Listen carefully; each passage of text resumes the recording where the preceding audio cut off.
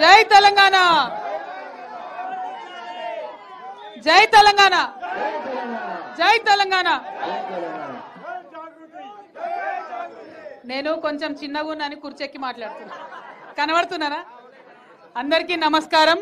ఎంచ గ్రామస్తులకి, అదేవిధంగా చుట్టుపక్కల 9 గ్రామాల్లో గోదావరి పరివాహక ప్రాంతంలో పొలాలు మునిగిపోయి కడువేడు దుఃఖంతో ఉన్నటువంటి మా రైతన్నలందరూ కూడా హృదయపూర్వకంగా చేతులెత్తి నమస్కారాలు తెలియజేస్తున్నా. ఇవాళ నవీపేట మండలంలో గోదావరి పరివాహక ప్రాంతంలో మరి ఎన్నడూ లేనంత నష్టం జరిగింది. అంతకుముందు కూడా ఇక్కడ గోదావరి ప్రాంతంలో మనకు అలవాటే, గంగ వస్తుంది పోతుంది, దానికి తగ్గట్టు మనం సిద్ధంగా ఉంటాం, మనకు అలవాటే. కానీ ఈసారి దేవుడు చేసిన పాపం కాదు, ఈసారి మనుషులు, ఈ ప్రభుత్వంలో ఉన్నటువంటి మంత్రులు చేసిన పాపంతో మనకు 10 రోజులు ఈ పరివాహక ప్రాంతంలో నీళ్లు నిలబడి ఉన్నాయి. అది మనందరికీ తెలిసినటువంటి విషయమే. అంతకుముందు ఎప్పుడైనా కూడా మనం మాట్లాడేది అధికారులతోని, అన్ని విషయాలు మాట్లాడి కొంచెం ముందు సిద్ధంగా ఉండేది. యూరియా విషయం అయితే ఖచ్చితంగా కాలం కాకముందే రైతులకు అవసరం లేనప్పుడే యూరియా తెచ్చి సిద్ధంగా వేసుకొని పెట్టేది. ఇప్పుడున్నటువంటి ప్రభుత్వం ఆఖరికి యూరియా ఇవ్వకుండా మిమ్మల్ని లైన్లలో నిలబెట్టి ఇబ్బంది పెడుతుంది. అంటే వాళ్ళకి ఆలోచన లేదు, యూరియా గురించే అర్థం కాలే, ఇక నీళ్ళ గురించి వాళ్ళకి ఏం అర్థమవుతుంది.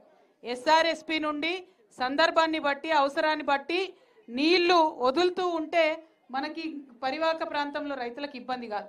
కానీ ఈసారి ఏం చేసిండ్రు, అట్లనే నిల్వ ఉంచిండ్రు. పేరుకేమో 42 గేట్లు ఎత్తినామని చెప్పిండ్రు, కానీ మొత్తం ఎత్తలేదు, సగమే ఎత్తిండ్రు. అంటే రైతులను మోసం చేయడంతోనే ఈ ప్రభుత్వం మొదలుపెట్టింది. ఈ 2 ఏళ్లలో భరించినాం, అనేకం భరించినాం. రైతు డిక్లరేషన్ అని వరంగల్ చెప్తే అవి ఇయ్యకుంటే కూడా భరించినాం. సరే ఇయ్యాలి కాకపోతే రేపు ఇస్తారు కావచ్చు అనుకున్నాం. 2 ఏళ్లలో ఒకసారి బోనస్ వచ్చింది. అది కూడా ఎట్లా, బాగా హుషారుతనం ఉన్న హుషారంతా రైతుల కాడనే ప్రదర్శిస్తున్నారు. ఎప్పుడైతే పంట కోస్తారో దాన్ని సగం పంట రైతులు అమ్ముకునేదాకా కాంటలు పెడతలేరు, పెట్టి కొంచెమే కొంటున్నారు, కొని కొంతమందికే బోనస్ ఇస్తున్నారు. మన కండ్ల ముందు జరుగుతున్న వాస్తవాలే, మోసాలే చెప్తున్నా. నేను కొత్తగా ఏం చెప్తలేను. మిమ్మల్ని అందరినీ నేను కోరేది ఒకటే, ఇప్పుడు ప్రభుత్వాన్ని కోరేది ఒకటే. 3 మంత్రుల పాపం వల్ల ఇక్కడ సుదర్శన్ రెడ్డి గారు, అక్కడ తుమ్మల నాగేశ్వరరావు గారు, మరి ఖమ్మంలో ఉన్నటువంటి రైతులు, ఖమ్మంలో ఉన్నటువంటి మంత్రులు ఇక్కడ మా నిజామాబాద్ రైతులను నిండా ముంచిరని వాళ్ళు నేను ఆరోపణ చేస్తా ఉన్నా.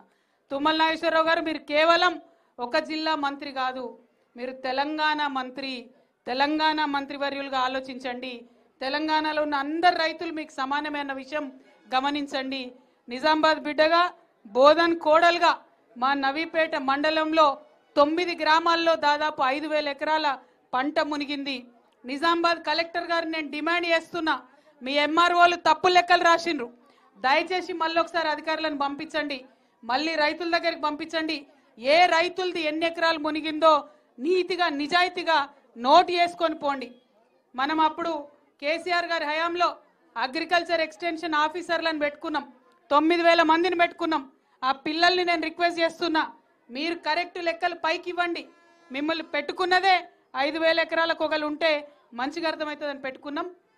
కరెక్ట్ లెక్కలు దయచేసి కలెక్టర్కి ఇవ్వమని చెప్పి నేను కోరుతా ఉన్నాను. అదేవిధంగా 10 రోజులు మునిగినటువంటి పంట నిజంగా మొత్తం రైతులందరికీ కూడా కళ్ళల్లో నీళ్లు తెప్పించేటటువంటి పరిస్థితి ఉన్నది. ఎక్కడా కూడా దీంతో ₹1 కూడా రైతుకు పెట్టుబడి వచ్చే లాభం లేదు, పరిస్థితి లేదు. కాబట్టి నేను ఒకటే డిమాండ్ చేస్తున్న కలెక్టర్ గారిని, తక్షణం మీరు నవీపేట వచ్చి విజిట్ చేయండి, మీరు వచ్చి ఇక్కడ పరిస్థితి చూడండి. ఎకరానికి 50,000 ఖచ్చితంగా రైతులకు పంట నష్ట పరిహారం ఇవ్వాలని నేను రేవంత్ రెడ్డి గారిని డిమాండ్ చేస్తా ఉన్నాను, తుమ్మల నాగేశ్వర్ గారిని డిమాండ్ చేస్తా ఉన్నాను. మరి ఇక్కడ మనకు సుదర్శన్ రెడ్డి గారు ఉన్నారు, పెద్ద మనిషి. సుదర్శన్ రెడ్డి గారిని కూడా దయచేసి నేను డిమాండ్ చేస్తున్నా, ఇది రాజకీయాల విషయం కాదు. ఇప్పుడు తెల్లారితే మనకేం ఎలక్షన్ లేదు, ఇది రైతుల విషయం, వాళ్ళ బాధ విషయం, వాళ్ళ కన్నీళ్ళ విషయం. కాబట్టి సుదర్శన్ రెడ్డి గారు, మీరు చెప్తే కలెక్టర్ గారు వినకుండా ఉండరు, దయచేసి శ్రద్ధ పెట్టండి. నవీపేటే కాదు, గోదావరి పరివాహక ప్రాంతంలో మునిగిపోయిన రైతన్నలందరినీ కూడా ఆదుకోవాలని చెప్పి, బోధన్ రైతన్నలందరినీ కూడా ఆదుకోవాలని చెప్పి ఈ సందర్భంగా నేను డిమాండ్ చేస్తున్నా. మరి మీకు అందరికీ తెలుసు, వరి పంట ఉంటే దానికి మనకు మద్దతు ధర రాని పరిస్థితి ఉన్నది, బోనస్ రాని పరిస్థితి ఉన్నది. ఇప్పుడు మక్క వచ్చి ఉన్నది, ఇంతవరకు కాంటలు పెట్టని పరిస్థితి ఉన్నది. మక్కకు కూడా 400 బోనస్ ఇస్తామని చెప్పిండ్రు రైతు డిక్లరేషన్లా, దాని ఊసు కూడా ఎత్తుతలేదు ప్రభుత్వం. మరి పసుపుకు కూడా మద్దతు ధర ఇస్తామన్నారు, 15,000 ఇస్తామన్నారు, దాని ఊసు ఎత్తుతలేరు. నిజామాబాద్లో అక్కడక్కడ సోయా రైతులు ఉన్నారు, మరి ఆ సోయా రైతులకు కూడా ఇంతవరకు కొనుగోలు చేయనటువంటి పరిస్థితి కనబడుతున్నది.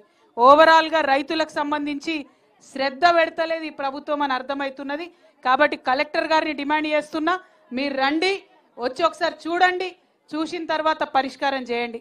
ఇక మా ఆడబిడ్డలు అప్పటి నుంచి నన్ను అడుగుతున్నారు, అక్క వచ్చినావు కరెక్టే కానీ మరి మాకు 2,500 ఇస్తలేరు, ప్రభుత్వం ఇస్తామని చెప్పిరు, దాని సంగతి కూడా అడగమంటున్నారు. పెన్షన్ కూడా పెంచుతలేరు, ఇస్తలేరులే. తులం బంగారం ఇచ్చిండా రేవంత్ రెడ్డి? ఇయ్యలే కదా, అంతేనా? తులం బంగారం ఇస్తలేడు. కానీ నిజంగా రేవంత్ రెడ్డి నోటికి మొక్కాలబ్బా, ఆయన ఎప్పుడైతే తులం బంగారం అన్నాడో బంగారం ధర ఇప్పుడు 2 లక్షలు అవుతుందట. చాలా దారుణమైన పరిస్థితి ఉన్నది. అప్పుడప్పుడు ఈ సమో తులం ఏదో కొనుక్కునేటోళ్ళం, ఇప్పుడు ఎరిగిన ధరకు అది కూడా కొనలేని పరిస్థితి అయిపోయినది. అందుకే రేవంత్ రెడ్డి గారిని కోరుతా ఉన్నాం, ఇంకా ఆకాశానికి అంటకు ముందే తొందరగా మా ఆడబిడ్డలకు తులం బంగారం ఇవ్వండి, అట్లనే 2,500 రూపాయలు ఏదైతే ఇస్తామని చెప్పారో అది ఇవ్వండి. మాకు బీడీల పెన్షన్ 2,000 ఉంటే 4,000 చేస్తామని చెప్పారు, ఇంతవరకు ఊసు లేదు. అట్లనే పెద్దోళ్ళకి ఇచ్చేటటువంటి పెన్షన్ 57 ఏండ్ల పైకి చిలుకైతే 2,000 ఉంటే 4,000 ఇస్తామని చెప్పిండు.